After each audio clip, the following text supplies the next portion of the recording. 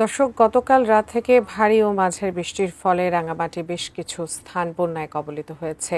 এই নিয়ে বিস্তারিত জানতে রাঙামাটি পৌর কলোনি এলাকা থেকে যুক্ত হচ্ছেন রাঙামাটি প্রতিনিধি ইমতিয়াজ কামাল ইমন। ইমন, বন্যা কবলিত এলাকাগুলোর এই মুহূর্তের অবস্থা জানাবেন এবং স্থানীয় প্রশাসন এ ব্যাপারে কি ব্যবস্থা গ্রহণ করেছে?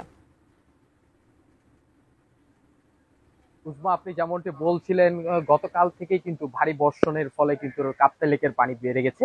এর ফলে কিন্তু এখানকার যে সকল নির্মাঞ্চলগুলো রয়েছে, একই সাথে এখানকার যে কাপ্তাই লেক তীরবর্তী এলাকাগুলো রয়েছে, সেগুলো বন্যার পানিতে কবলিত হয়েছে। আমি এই মুহূর্তে দাঁড়িয়ে যে একেবারে প্রাণকেন্দ্রের মধ্যেই পৌর কলোনি এলাকায়, এখানেও আমার আপনি তো দেখতে পাচ্ছেন, আমি এখনো বন্যার পানির মাঝেই অবস্থান করছি। আমার চারপাশেই কিন্তু বন্যায় পানিতে এখানকার যে ঘর বাড়িগুলো রয়েছে সেগুলো ডুবে গেছে। এখানকার যারা বসবাস করে তারা কিন্তু গতকাল রাত থেকে ব্যাপক দুর্ভোগ পোহাতে হচ্ছে। এখানকার তারা গতকাল থেকেই কিন্তু, যেহেতু বন্যায় পানিতে তাদের ঘর বাড়িগুলো ডুবে গেছে, সেই জন্য তারা ঘরে থাকতে পারছে না। একই সাথে এখানকার তাদের খাওয়া দাওয়ারও একটা বিষয় রয়েছে। তারা গতকাল থেকেই কিন্তু, যেহেতু বন্যার পানিতে তাদের ঘর বাড়িগুলো ডুবে গেছে, এতে করে তাদের খাওয়া দাওয়ারও সমস্যা হচ্ছে। এর এর পাশাপাশি কিন্তু বিভিন্ন পানিবাহিত যে রোগ বালাইয়ের ব্যাপার স্যাপার আছে, সেই রোগগুলো তাদের মধ্যে একটা আতঙ্কের কারণ হয়ে দাঁড়িয়েছে। আমি এই বিষয় নিয়ে এখানকার উপজেলা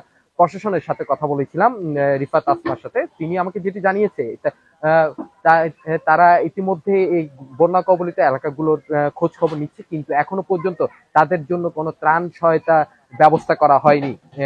তিনি আরো জানিয়েছে যে জেলা প্রশাসনের মাধ্যমে যে যোগাযোগের পরেই তিনি গত আগামীকাল থেকে হয়তো তাদের মধ্যে ত্রাণ সহায়তা প্রদান করতে পারবেন। আরেকটি বিষয় জানিয়ে রাখতে চাই, রাঙামাটি কাপ্তাই লেকের যে জলবিদ্যুৎ কেন্দ্র রয়েছে, সেই জলবিদ্যুৎ কেন্দ্রের তথ্য মতে আজ রাঙামাটি কাপ্তাই লেকে পানি রয়েছে 109 MSL।